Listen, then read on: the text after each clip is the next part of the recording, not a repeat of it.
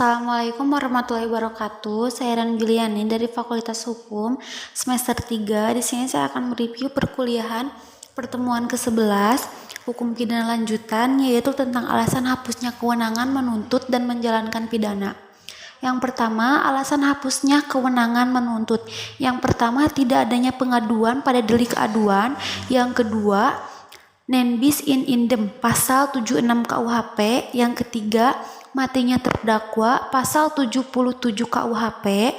Yang keempat, adanya daluarsa pasal 78 KUHP. Yang kelima, penyelesaian di luar beracara atau avoiding buiten. Dan keenam, adanya abolisi dan amenesi atau diatur di luar KUHP. Yang pertama, tidak adanya pengaduan pada delik aduan.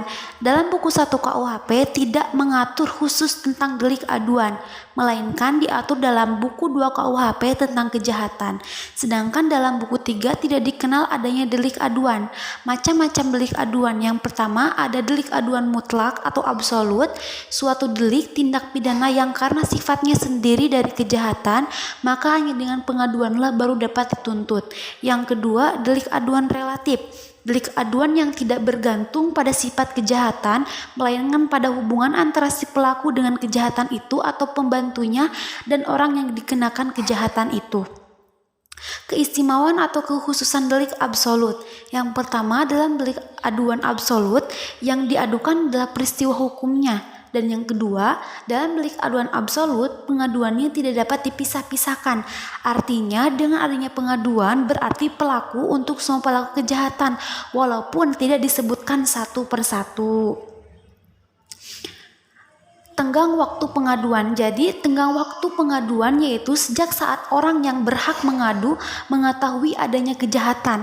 Hal ini berlaku baik untuk delik aduan absolut ataupun delik aduan relatif. Adapun daluarsa pengaduan adalah setelah 6 bulan apabila korban bertempat tinggal di Indonesia, 9 bulan apabila bertempat tinggal di luar Indonesia menurut pasal 74 KUHP. Menarik pengaduan. Berdasarkan pasal 75 KUHP, penarikan dapat dicabut 3 bulan setelah pengaduan diajukan. Tetapi jika yang berhak mengadukan meninggal, maka pengaduan tidak dapat dicabut kembali. Tetapi khusus untuk delik aduan absolut, penarikan pengaduan tidak terikat dalam waktu 3 bulan, melainkan selama waktu pemeriksaan dalam sidang pengadilan. Yang kedua, non bis idem atau syarat non bis idem. Yang pertama, adanya putusan hakim yang mempunyai kekuatan hukum tetap. Yang kedua, putusan yang dijatuhkan berlaku untuk yang sama. Dan yang ketiga, perbuatan yang dituntut kedua kalinya sama dengan yang pernah diputus. Dan matinya terdakwa. Jadi menurut pasal 77 KUHP, kewenangan menuntut pidana menjadi hapus dan matinya terdakwa. Hal ini didasarkan karena subjek hukum pidana hanyalah orang, sehingga yang dapat mempertanggungjawabkan suatu perbuatan yang berupa tindak pidana hanyalah pelaku tersebut. Alasan atau dasar pertimbangan waktu daluarsa adalah yang pertama, tersangka atau terdakwa yang melarikan diri harus lebih lama dikeluarkan dari penjara dibandingkan orang yang benar-benar menjalankan hukumannya.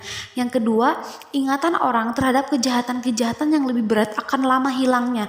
Yang ketiga, kemungkinan untuk memperoleh barang bukti semakin berkurang sehingga sukar untuk dikumpulkan karena hilang, rusak, dan sebagainya. Yang keempat, memberikan rasa kepastian hukum kepada masyarakat. Penentuan tenggang daluarsa menurut pasal 79 KUHP dihitung pada hari sesudah perbuatan dilakukan, kecuali untuk yang pertama, kejahatan pemalsuan surat uang dihitung esok harinya sejak kejahatan diketahui. Rasionya adalah untuk menghindari orang yang cerdas pandai akan menggunakan surat setelah batas akhir daluarsa. Yang kedua, perampasan kemerdekaan. Batas daluarsanya adalah dihitung mulai hari berikutnya setelah orang dirampas kemerdekaannya dibebaskan atau dimerdekakan. Yang ketiga, pelanggaran terhadap pencatatan sipil dihitung sejak saat daftar pernyataannya dilakukan. Penyelesaian di luar beracara. Yang pertama, hal ini hanya berlaku pelaksanaan pelanggaran saja, yaitu terhadap perkara perkara-perkara pelanggaran yang diancam denda saja, maksimum denda harus dibayar, diperlukan kuasa atau dari pejahat yang ditunjuk undang-undang. Nah, macam-macam gerasi. Yang pertama adanya gerasi duduk, gerasi jalan, dan gerasi jabatan. Seseorang yang mengajukan permohonan gerasi berada di luar penjara atau tidak melaksanakan hukuman. Dan yang kedua, gerasi berjalan. Seseorang yang mengajukan gerasi sambil tetap melaksanakan hukuman di penjara menjalani pidananya. Dan gerasi jabatan adalah permohonan gerasi diajukan oleh pejabat yang berwenang atau hakim atau lapas karena merasa ada putusan yang dianggap kurang merugikan hukum. Perbedaan antara gerasi dengan amenisi dan abolisi. Gerasi merupakan masalah yang menghapuskan atau meringankan hukuman, sedangkan amenisi adalah masalah yang menghapuskan tuntutan dan hukuman, dan abolisi adalah masalah yang menghapuskan tuntutan. Gerasi ditunjukkan kepada orangnya terhukum, sedangkan amenisi dan abolisi pada perbuatan tindak pidana. Gerasi diberikan setelah adanya putusan hakim yang punya kekuatan hukum tetap, sedangkan amenisi dapat diberikan sebelum sesudahnya adanya vonis. Dan gerasi kesalahan pelaku terhukum ada, sedangkan dalam abolisi dan amenisi dianggap tidak ada kesalahan. Dan yang kelima, gerasi ditunjukkan untuk mencari keadilan, sedangkan amenisi dan abolisi untuk ditunjukkan untuk politik. Sekian dari saya. Wassalamualaikum warahmatullahi wabarakatuh.